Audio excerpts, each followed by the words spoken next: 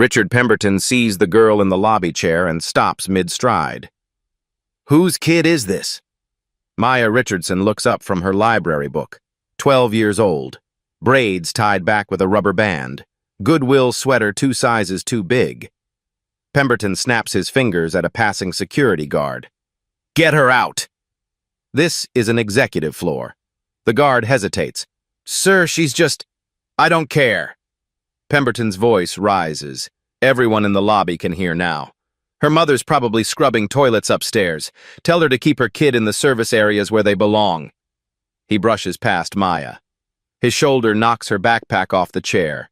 Books spill across the marble floor. He doesn't stop. Don't look back. Just keep walking toward the elevator. 3 hours from now, that same man will be begging that same girl to save his job. Have you ever been invisible to someone until the moment they needed you? 3:47 p.m. 8 hours until Nakamura's decision deadline. Catherine Whitmore sits in the executive conference room on the 32nd floor. Papers spread across the table. Contract terms. Market projections. Partnership equity structures. This deal matters. $1 billion in valuation. 200 jobs in the development division. A technology that could change everything. The door opens early. Too early. Mr. Nakamura arrives unannounced, mid-50s, impeccable suit, leather briefcase in one hand. Catherine stands to greet him, extends her hand. He shakes it. But something's wrong. His eyes scan the room, looking for someone who isn't there. Catherine glances at her watch. The interpreter isn't due for another 20 minutes. She smiles, gestures to the chair. "Please have a seat. Our interpreter will be here." Nakamura pulls out his phone, types quickly. Turn the screen toward her. "I am deaf." Where is the JSL interpreter? Catherine's stomach drops. JSL, Japanese Sign Language, not ASL. She pulls out her own phone, dials the agency. It rings 4 times before someone picks up. "Ms. Whitmore, I'm so sorry. Yuki called in sick this morning. We've been trying to reach you. The backup interpreter is stuck in traffic. Major accident on I-95. She's at least 90 minutes out." Catherine looks at Nakamura. He's checking his watch. His face is polite but cooling by the second. Richard Pemberton bursts through the door. "Catherine, I just heard. What's the situation? We don't have an interpreter." Pemberton doesn't miss a beat. He pulls out his phone. Open Google Translate. Holds it up to Nakamura with a smile that doesn't reach his eyes. Nakamura's expression shifts. Not angry. Worse. Disappointed. He's seen this before. People treat his deafness like a technical problem to solve with an app. He starts gathering his materials. Slowly. Methodically. The body language is clear. He's about to leave. If he walks out that door, the deal dies. The partnership collapses. 200 people lose their jobs before they even start. Catherine's mind races. They need an interpreter. Any interpreter. Anyone who knows sign language. Anyone at all. 1 floor below, Maya Richardson sits in the staff break room finishing her algebra homework. The door is cracked open. She hears Elena, the concierge, on the phone in the hallway. "We need any interpreter. ASL, JSL, anything. We have a deaf VIP and we're dying up here." Maya's pencil stops mid-equation. She knows sign language. She's been studying JSL for 3 months. Ever since she watched that documentary on Japanese deaf culture at the library. But she's 12. She was just kicked out of the executive area an hour ago. This is a billion-dollar business. Then she looks at her mother's work badge sitting on the table next to her backpack. Janelle Richardson, Environmental Services, 8 years. 8 years. Her mother has worked in this building for 8 years. Cleaned every floor, scrubbed every bathroom, emptied every trash can, and no one knows her name. Maya picks up the badge, turns it over in her hands. Then she stands up. Maya stands outside the conference room door. Her heart hammers against her ribs. She can hear voices inside, tense, frustrated. She raises her hand, knocks, soft at first. No response. She knocks again, harder this time. The door swings open. Pemberton fills the doorway. His face is already annoyed before he even sees who it is. Then he sees her. "You've got to be kidding me." He turns his head back into the room. "Catherine, can you please deal with—" Maya doesn't let him finish. "I can help." "I know sign language." Pemberton actually laughs. Not a friendly laugh. The kind that makes you feel small. "Sweetie, this is a billion-dollar negotiation. We need a professional, not a kid who learned some signs from YouTube." He starts to close the door. "Wait." Catherine's voice cuts through. She's moved closer, looking past Pemberton at Maya. "What's your name?" "It's Maya Richardson. My mom works here. Night shift housekeeping." Catherine's eyes flick to Pemberton. Back to Maya. "You said you know sign language?" "Yes, ma'am. ASL mostly, but I've been studying JSL for a few months. Japanese Sign Language. I know it's not the same, but the grammar structure—" Pemberton cuts her off. "Catherine, this is insane. We can wait for the professional—" "We don't have time." Catherine moves fully to the door now, open it wider.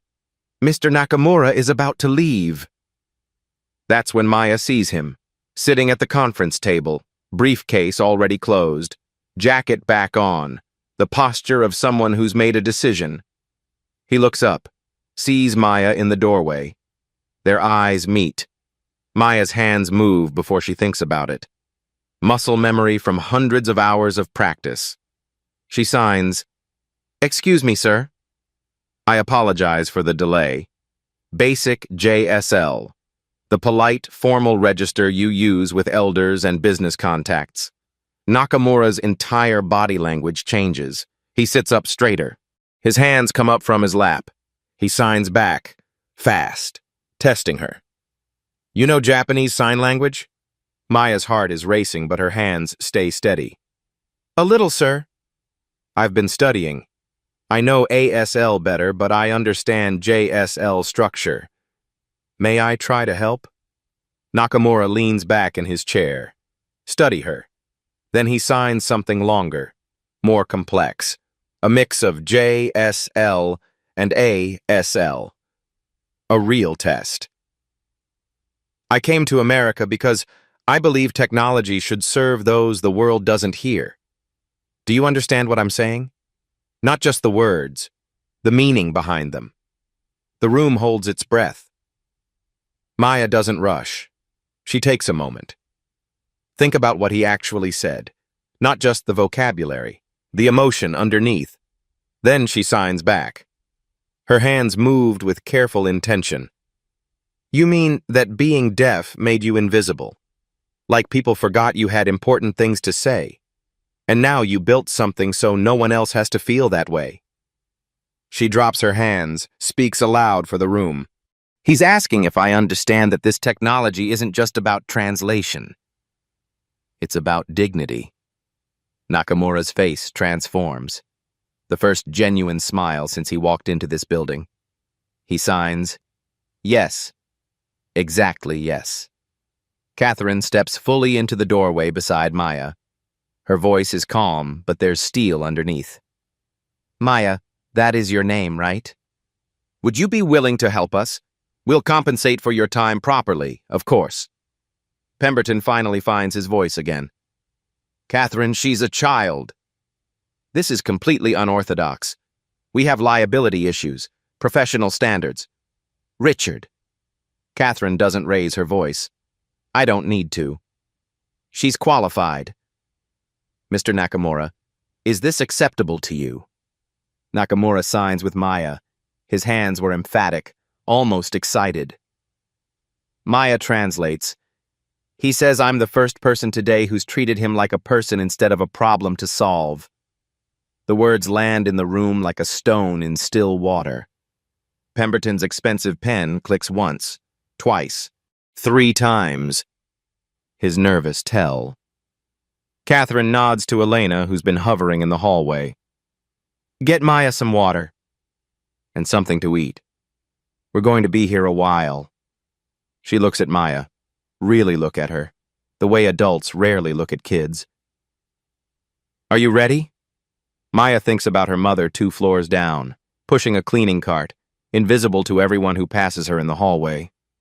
She thinks about the library books in her backpack, the hours spent practicing in front of mirrors, the kids at school who called her weird for caring about languages nobody speaks.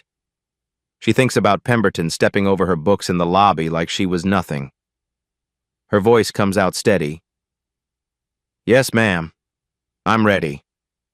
The negotiation team needs 15 minutes to reorganize, print new documents, set up Maya's chair at the table. While they prepare, the narrator's voice softens, pulls back. Tell you what you need to know. Maya didn't learn languages because she was gifted. She learned them because she was invisible. 4 years ago, when she was 8, her mother started working double shifts. Maya had nowhere to go after school, so she sat in the Grandmont lobby, did her homework in the same chair where Pemberton found her today. One evening, she watched a deaf couple trying to check in. The front desk clerk kept raising his voice. Like volume would somehow help. The couple's faces showed everything: embarrassment, frustration, exhaustion. The clerk finally grabbed a notepad, scribbled, "Write what you need." The husband wrote back. His handwriting was shaky with anger. Maya couldn't stop thinking about it. That night she asked her mom, "Why doesn't anyone here know how to talk to them?" Her mother was too tired to sugarcoat it. "Baby, people don't learn things that don't benefit them personally." Maya decided that night. She was going to learn to talk to people no one else talked to. She started with ASL, library books, free YouTube channels, YouTube, Bill Vickers, ASL, that. She practiced in the break room mirror at 11 p.m. while her mother finished her shift. Then she got curious about other sign languages. That led to JSL, which led to written Japanese, which led to French from old language CDs guests left behind, Spanish from the kitchen staff who let her eat with them during lunch breaks. The other kids at school thought she was weird. She spent birthday money on used linguistics textbooks instead of clothes, had no friends her age. But her mother made her a deal. Maya could study anything she wanted, anything at all, as long as she kept perfect grades and never let anyone make her feel small. Maya kept her end of the bargain. Until 3 hours ago, when Pemberton made her feel exactly that small. Now she's sitting at a conference table on the 32nd floor. Same building, different world. Her mother is 2 floors down. Doesn't know Maya is here. Doesn't know her daughter is about to do something that matters. Maya opens her notebook, uncaps her pen. Catherine walks back into the room. Ready to begin? Maya nods. The negotiation starts simple. Introductions, pleasantries, the easy part. Maya translates Nakamura's greeting. Her hands move carefully. She speaks each phrase aloud for the room. Catherine responds. Maya signs it back. The rhythm finds itself. Then the real work begins. Technical specifications, AI architecture, neural network latency, edge computing environments, words Maya has never seen in sign language, concepts she only half understands herself. Nakamura signs a question about processing speeds, uses a technical term Maya doesn't recognize. She freezes, just for a second. But everyone notices. Pemberton shifts in his chair. The sound is loud in the quiet room. Maya makes a choice. She looks directly at Nakamura. Her hands move. Sir, I don't know that technical word in sign language. Can you fingerspell it? Or explain it differently? Pemberton jumps on it. See, Catherine, this is exactly what I was concerned about. We need someone with technical vocabulary. Nakamura holds up one hand. Stop him. He signs to Maya. His face is serious but not unkind. Maya translates. He says I'm honest. The interpreter this morning pretended to understand everything and got it all wrong. He prefers honesty to fake expertise. Nakamura continues signing, slower now, using simpler concepts, building metaphors. Maya starts taking notes, creating her own shorthand, matching technical terms to signs on the fly. 20 minutes in, she finds her rhythm. Nakamura explains the AI learning process. Maya translates. He's saying the AI learns like a child learns language. Through context and emotion, not just rules. He wants partners who understand this isn't just code. It's communication philosophy. Catherine leans forward. That changes everything. Richard, rework section 3. We've been approaching this wrong. Pemberton's jaw tightens, but he nods. Another 30 minutes pass. Coffee cups emptied and refilled. The sky outside shifts toward evening. Maya relaxes into the work. Her shoulders drop. Her signing becomes more fluid. Then Nakamura signs something and smiles. A real smile. Maya laughs before she can stop herself. The room looks at her. Sorry, he made a joke about how formal meetings always serve terrible coffee, but everyone pretends it's good. He's saying ours is actually decent. She signs back. Better than terrible is a low bar, sir. Nakamura's shoulders shake. Silent laughter. It's the first moment of real human connection in this room all day. Catherine catches it. The shift in temperature. Even Pemberton seems to relax. Slightly. But then Pemberton tries to slide a written note directly to Nakamura, bypassing Maya entirely. Nakamura doesn't even look at it. He pushes it back across the table. Then he signs directly to Maya. His face has gone formal again. Maya swallows hard, translates. Mr. Nakamura says if you don't respect me, you don't respect him. I am his voice here. She keeps her voice neutral, even though her heart is hammering. Pemberton's face flushes. He pulls the note back, crumples it. Catherine gives him a look that could cut glass. Mr. Nakamura, my apologies. Maya, please continue. The room settles again, but something has shifted. Nakamura has drawn a line, and everyone knows which side they're on. Outside, the city lights begin to turn on. One by one. 7 p.m. Nakamura requests a 15-minute break. Maya steps into the hallway. Her legs shake from adrenaline she didn't know she was holding. She leans against the wall. Breathes. The elevator dings. Pemberton steps out. See her. Walk directly toward her. Maya. His voice is different now. Softer. Almost friendly. Can we talk?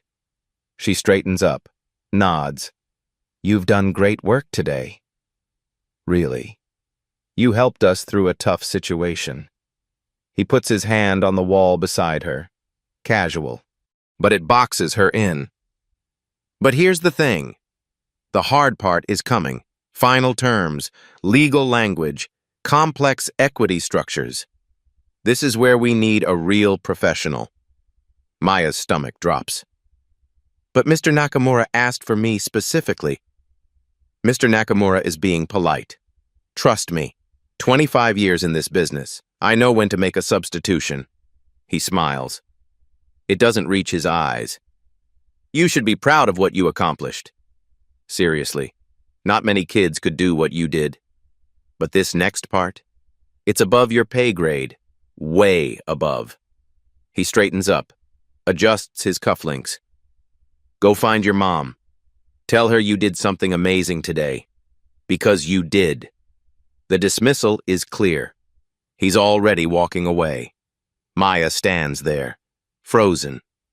Maybe he's right. Maybe she's been playing dress-up in a grown-up world. Maybe she's about to mess up and embarrass her mother. Embarrass herself. She looks at her reflection in the chrome elevator doors. 12 years old, Goodwill sweater. Hair in simple braids. Just a kid pretending to matter. Maya. Elena's voice. The concierge. She's been watching from her desk. Walk with me. Elena leads her to the window overlooking the city. Thousands of lights spread out to the horizon. See all those lights? Every single one is someone who was told they weren't good enough. You know the difference between them and people who change the world. Maya shakes her head. The people who change the world show up anyway. Elena turns to face her. That man in there didn't choose you because you're convenient. He chose you because you see him. Don't let someone else's small thinking make you small. The break room door opens. Janelle steps out. On her 10-minute break, sees her daughter in the executive hallway looking shaken. Baby? What's wrong? Maya's voice cracks. Mama, they need me in there, but I don't know if I'm good enough. Janelle grabs her daughter's face in both hands, firm but gentle. Listen to me. You've been good enough since the day you were born. Has that man in there asked you to leave? No. Mr. Nakamura wants me to stay. Then you stay. Janelle's voice is steel wrapped in velvet. And you show them what I already know. That my daughter doesn't need permission to be brilliant. She kisses Maya's forehead. Now go back in there and do what you do. Maya nods, wipes her eyes, straightens her sweater. She walks back to the conference room. Her posture is different now, shoulders back. Catherine sees the change, glances past Maya to the hallway, sees Janelle standing there. Make a mental note. Nakamura looks up when Maya enters. Signs.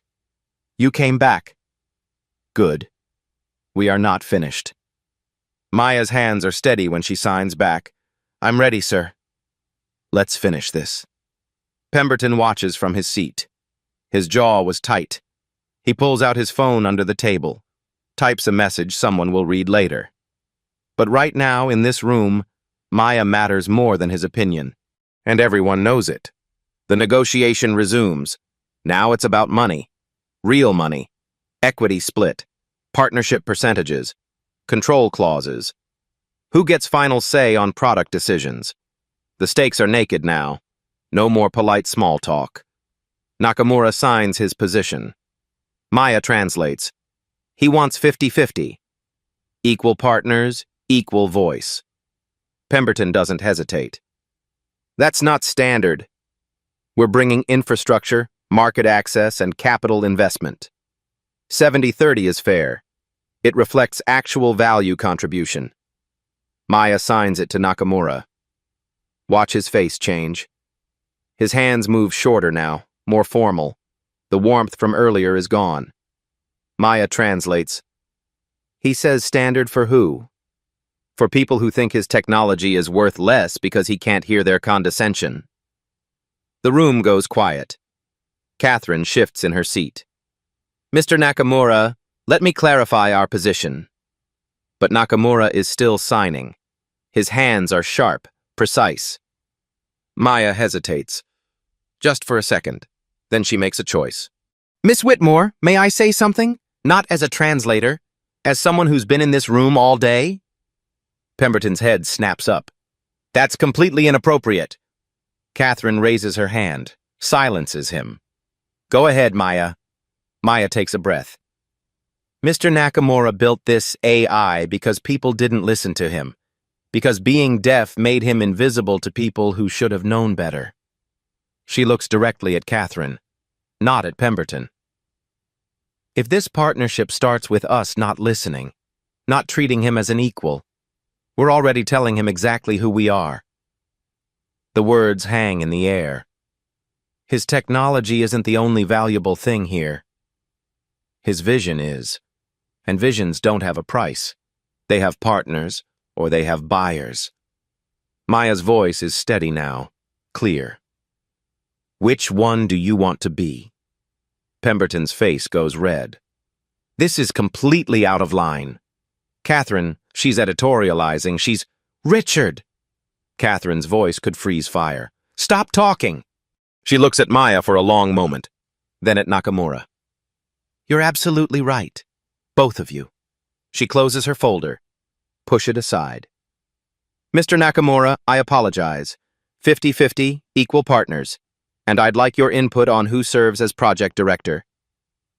Nakamura's hands move, questioning, making sure he understood. Maya translates his signs. He's asking if you mean it. I mean it. Catherine doesn't break eye contact. This partnership should have started with respect.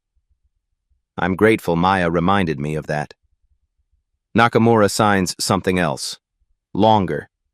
His face has softened. Maya's voice catches slightly as she translates. He says at 12 years old, I understand what many never learn. That respect is the first word of every language.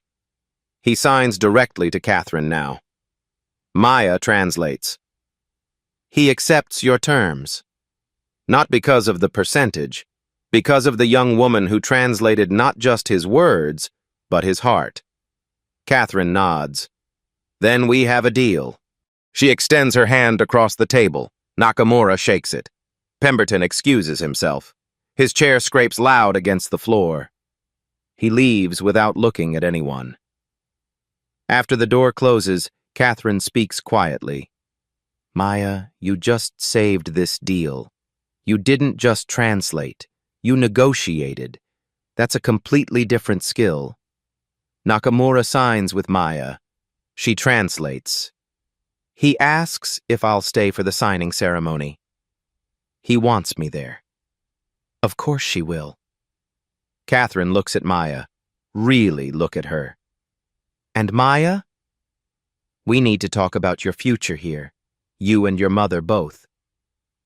Outside the window, the city is fully dark now. But inside this room, something has shifted. Something that won't shift back.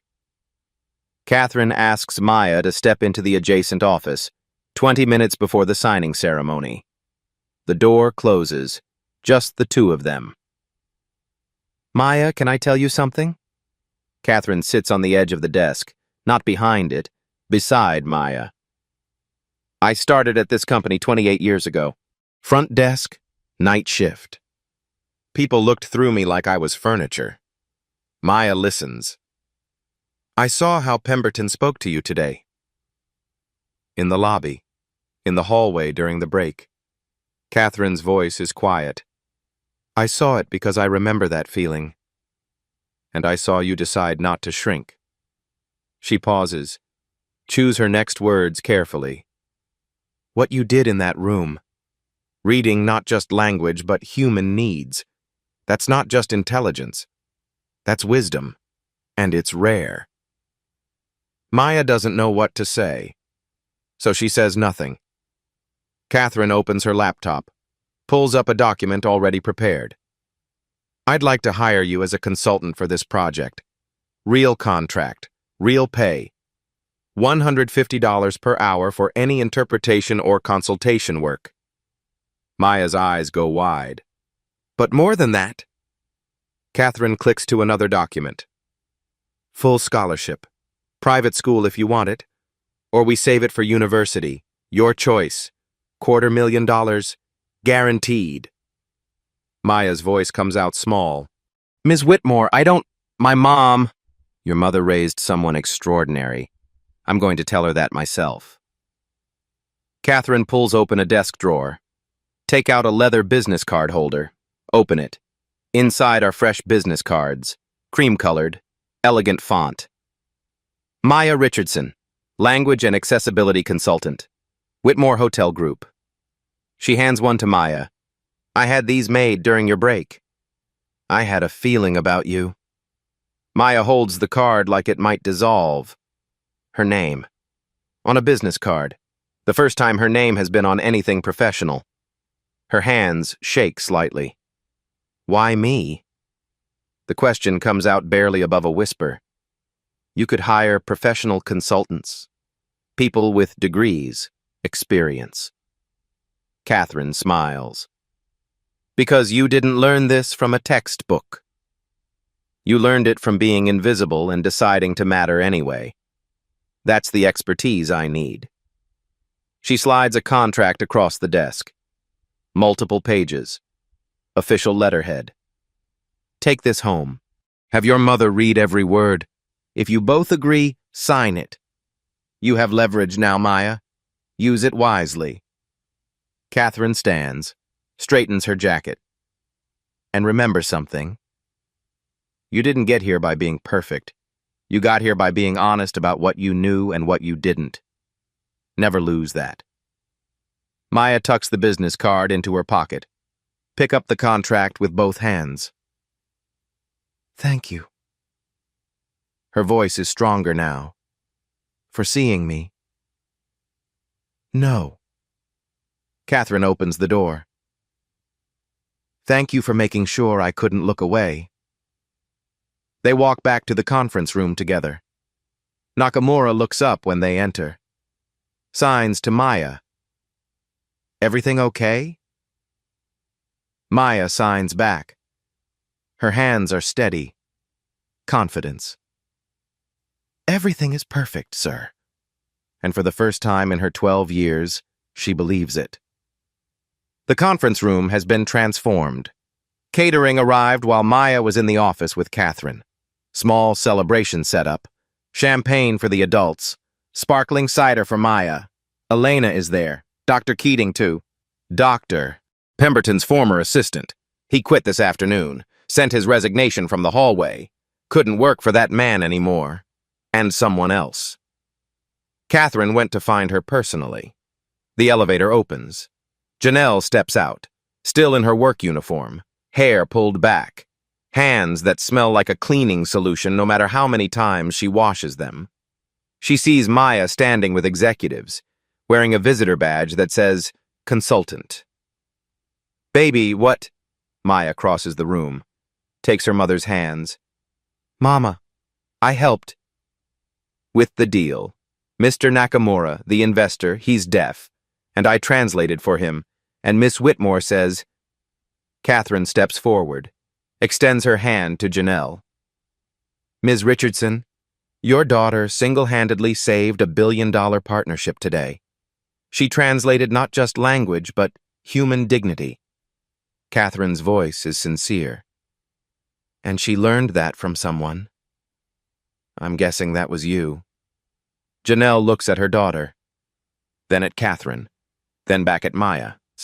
8 years of double shifts, 8 years of being invisible, 8 years of sacrificing so her daughter could sit in libraries instead of empty apartments. All of it at this moment is worth it. Thank you for seeing her. Janelle's voice is professional, dignified. Not everyone does. I'm sorry it took a crisis for me to look.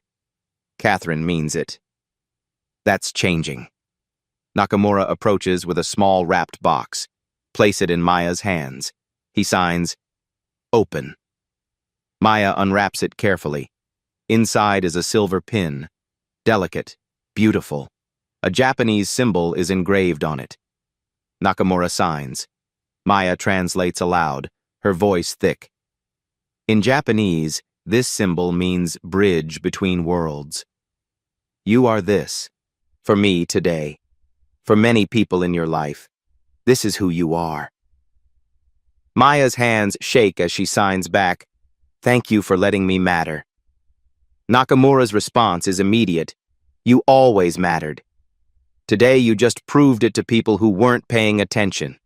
Janelle pins it to her daughter's sweater, right over her heart. Catherine raises her glass. To Maya. And to remember that extraordinary people are everywhere. We just have to be willing to see them. They all raise their glasses, even Maya with her sparkling cider. Elena snaps a photo. Catherine, Maya, Janelle, Nakamura, hands in various signs, Maya in the center, her mother's hand on her shoulder. The same lobby where Pemberton humiliated her is visible through the window behind them. 7 hours ago. Different world now. 24 hours later. The press conference is scheduled for 10 a.m. Grand Ballroom. 75 journalists, industry leaders, competitor CEOs, 3 major networks. This is the public unveiling. Nakamura's AI reveal. Whitmore Hotels positioned itself as the accessibility leader in hospitality. Maya isn't expected to be here. She did her job. The professional interpreter arrived last night, fully credentialed, 20 years of experience. Maya sits in the back row with her mother. Guests, not participants. The ballroom fills. Camera crews set up. The energy is electric. Nakamura takes the stage. The professional interpreter stands beside him, poised, confidence, perfectly professional. Nakamura begins, signs his opening remarks. The interpreter translates. Her voice is smooth, practiced. Mr. Nakamura welcomes you and is pleased to announce this groundbreaking partnership. Technically accurate. Perfectly fine. But flat. Nakamura continues. Signs something longer, more personal. About why this technology matters. About being excluded from his own father's business meetings because deaf people can't lead. The interpreter translates. Mr. Nakamura believes accessibility technology is important for business inclusion and economic opportunity. Nakamura stops mid-sentence. His hands freeze. He signs, "That's not what I said." The interpreter looks flustered. "Sir, I translated accurately." Nakamura's hands move sharply. Emphatic. "You translated words. Not meaning, not heart." The room starts murmuring. Cameras click. Journalists sense conflict. This could become a story for all the wrong reasons. Catherine stands at the side of the stage. Her face is carefully neutral, but inside, she's panicking. In the back row, Maya watches Nakamura's face. She recognizes that expression. The same one he had yesterday when Pemberton used Google Translate. Isolated, unheard. Her mother feels her tension. "Baby, what's wrong?" "He needs help." Maya's voice is quiet. The interpreter is good. But she doesn't understand what he's actually trying to say. "That's not your job anymore." Janelle keeps her voice gentle. "You did your part." Maya watches the stage. The interpreter is trying again. Nakamura is growing more frustrated. Catherine trying to smooth things over. The press smelling blood in the water. She thinks, "This isn't my job, I'm just a kid. There's a professional up there. What if I mess up in front of everyone? TV cameras? Industry leaders?" But then she sees it. The moment Nakamura's shoulders drop slightly, the same way hers dropped yesterday in the hallway when Pemberton told her she wasn't good enough. Maya stands up. "Maya!" Her mother reaches for her. "I have to, Mama." She walks down the aisle. Cameras turn. Whispers ripple through the crowd. "Who is that? Is that a child? Someone should stop her." Nakamura sees her. His entire face transforms. Relief floods his features. Maya reaches the stage. Signs, "Sir, may I help?" The professional interpreter stiffens. "Excuse me, I'm in the middle of..." Catherine makes a split-second decision. She could stop this. Maintain professional appearances. Play it safe. Or she could trust what she saw yesterday. "Ladies and gentlemen," Catherine's voice cuts through the noise. "This is Maya Richardson." She was Mr. Nakamura's interpreter yesterday. If he prefers her voice today, we honor that. She looks at the professional interpreter. "No offense, but please step aside."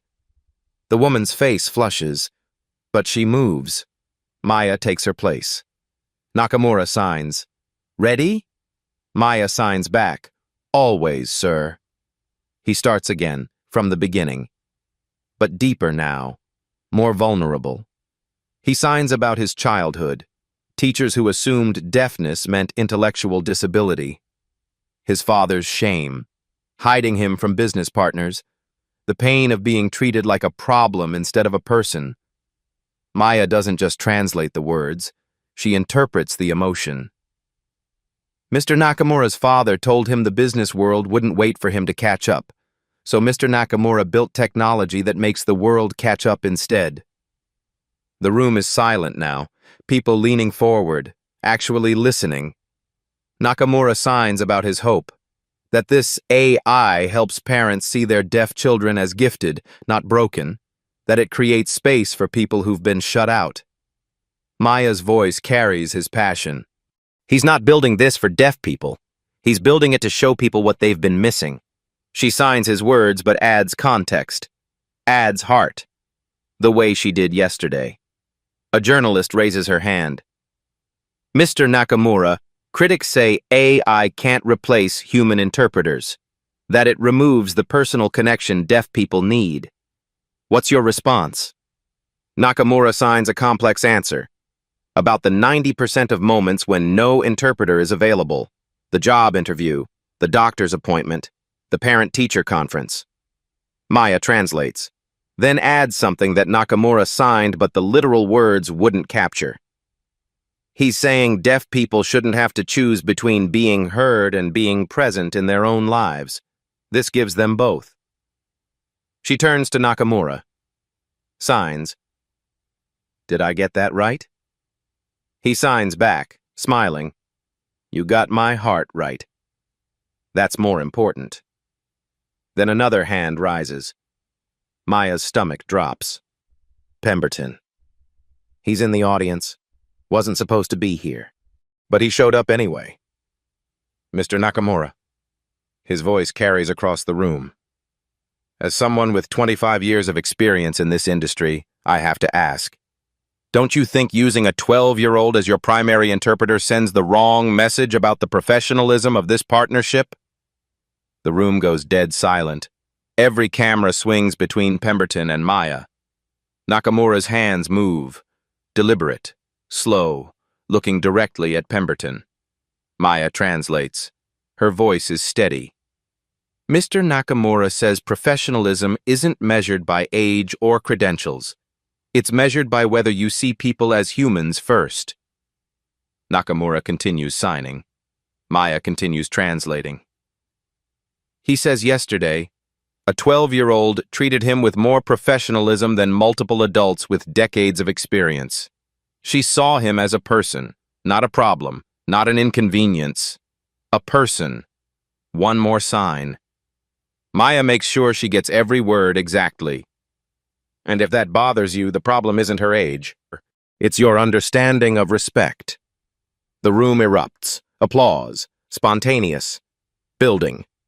Catherine starts it. Industry leaders follow. Press joins in. Pemberton sits down. His face was red, exposed. The applause continues. People are standing now. A standing ovation. For Nakamura. For the partnership. For the message. And yes, for Maya. She stands there. 12 years old. Goodwill sweater. Silver pin over her heart. Overwhelmed. Tears streamed down her face. Nakamura signs. You are bridge. Never forget. Catherine walks onto the stage, hugs Maya. Maternal. Genuine. Whispers in her ear. You just changed how this entire industry thinks about accessibility. That evening, the video hit 4 million views. By morning, 40 million. Comments flood in. I cried. This is what leadership looks like. Where can I learn sign language? That man got destroyed by a 12-year-old and he deserved it.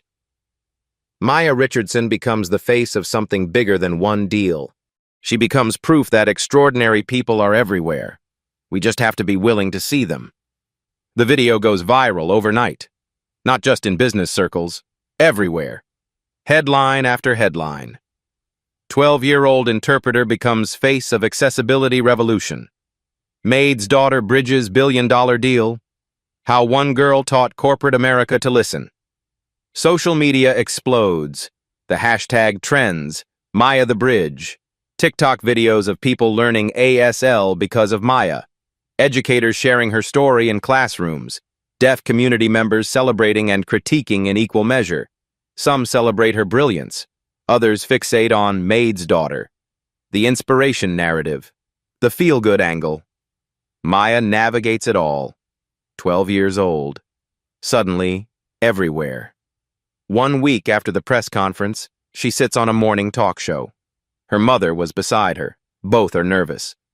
The host leans forward, a warm smile, practiced empathy. Maya, you've become an overnight sensation. How does it feel? Maya chooses her words carefully. It feels like people are finally paying attention to something that was always there. Deaf people have always deserved to be heard. My mom has always deserved respect. I just happen to be in the right place with the right skills. She shifts in her seat. But I want people to know I'm not special because I learned languages. I'm lucky because I had time to learn. My mom worked 2 jobs so I could sit in libraries. That's the real story. The camera loves her. Calm, thoughtful, wise beyond her years. But it's what happens next that changes everything. 3 weeks after the deal, Whitmore Hotels made an announcement. Catherine promotes Janelle Richardson to Director of Staff Development. First ever role. Salary jumps from $32,000 to $90,000. Office on the executive floor. Janelle's new job, identifying hidden talents in hourly staff. Creating education partnerships. Restructuring how the hotel invests in employees. When a reporter asks Janelle how it feels, she doesn't cry, doesn't perform gratitude. She looks directly into the camera. My daughter taught me that being invisible isn't our fault. But staying invisible after we know better? That's a choice. And Whitmore Hotels chose differently. Her nameplate goes up on the office door. Janelle Richardson, Director of Staff Development, Leadership Team. Same floor where Maya was dismissed. Different world. The partnership's first impact comes fast. Launch event. 3 weeks post-deal. Whitmore Flagship Hotel. Accessible Technology Showcase. Nakamura's AI is installed in every public space. Lobby screens, elevators, concierge desks, real-time ASL interpretation, seamless, dignified. A deaf guest checks in. The system translates her signing instantly. The front desk responds. The system translates back. No frustration, no notepad, no raised voices, just communication, human to human.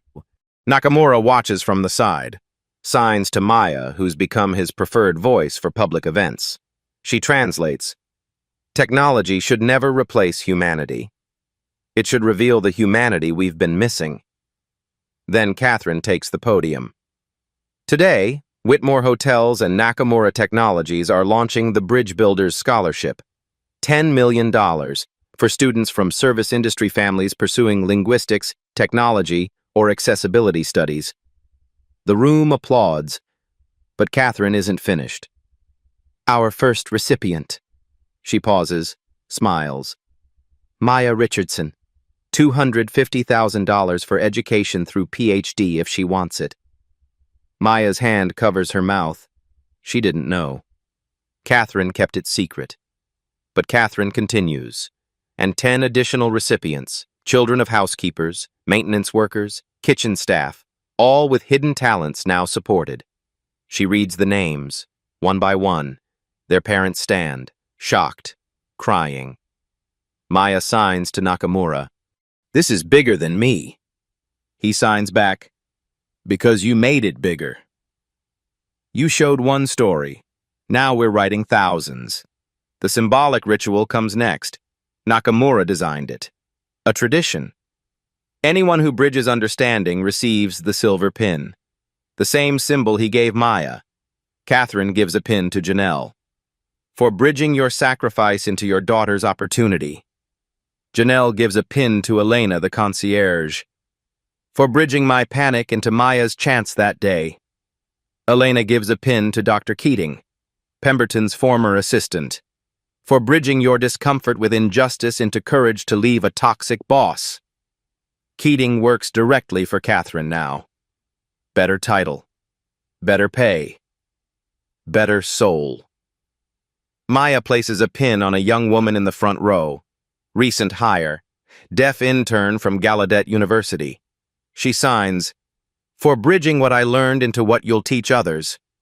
The young woman signs back, "You showed me I belong here." A bridge isn't a person. It's a movement. And it started with one girl refusing to be invisible. Then comes the reckoning. Catherine's office. Private meeting. Just her and Pemberton. "Richard, I'm not firing you because you underestimated a child. I'm firing you because you've been underestimating people for years, and I let it happen." Pemberton tries to interrupt. Catherine raises her hand. "You delivered spreadsheets." Maya delivered humanity. In this company's next chapter, we need bridge builders, not gatekeepers. Security escorts him out. He walks through the lobby, past the spot where he humiliated Maya. His phone slips from his hand, falls, screen cracks. No one picks it up for him. No one even slows down. He bends to get it himself. For the first time in his career, Richard Pemberton knows what invisible feels like. The impact ripples outward, beyond one hotel, beyond one company. Kitchen staff member Luis now teaches Spanish classes to front desk employees, paid for it. His hidden talent was recognized. Maintenance engineer Tom has an architecture degree from Syria. Never got to use it. Now he's consulting on hotel redesigns. Promoted, night security guard. Former refugee, medical degree. Catherine connects him with recertification programs. Maya didn't just save one deal, she started an earthquake. And earthquakes don't stop at property lines. 6 months later, competitor hotels scramble to launch similar programs. We don't want to be the place that missed our Maya. Job applications to Whitmore hotels increased 400%. People want to work where talent is seen. Nakamura's AI has become an industry standard. Marriott, Hilton, Hyatt, all partnering. Hotel management schools add hidden talent identification to their curricula. The culture shifts, slowly, then suddenly. Maya's 13th birthday comes. Small party, just family and the people who matter. Elena, Catherine, Nakamura visiting from Tokyo. He gives her a gift, custom tablet. Preloaded with every sign language in the world. His AI integrated. 50 spoken languages are accessible. The inscription on the back, to Maya. You taught me that being heard isn't about volume. It's about finding someone who knows how to listen. Mr. N. Maya signs to him. I was just trying to help one person. He signs back. That's how every revolution starts. 1 year after that day in the lobby, they install a brass plaque. Right where Maya sat, where Pemberton stepped over her books. The plaque reads, "In this place, Maya Richardson taught us to see. Let us never look away again." Whitmore Hotels, 2025. A young black girl walks past it, maybe 10 years old, reading a book on sign language. She looks up at the plaque, then at her book. Maya happens to walk through. Notice her. That's a great book. Are you learning ASL? The girl nods. Yeah, I saw your video. You made it look cool. Maya sits down beside her. It is cool. Want me to show you a few signs? The girl's face lights up. 2 black girls. Different generations. Same lobby. Both visible now. One teaching, one learning. Both matter. Maya didn't just open one door. She became the doorway 1 year later. Maya is 13 now, attends a private academy on full scholarship. She chose to stay local, near her mom.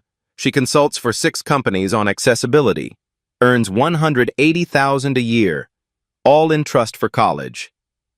She published a children's book, The Girl Who Signed Back.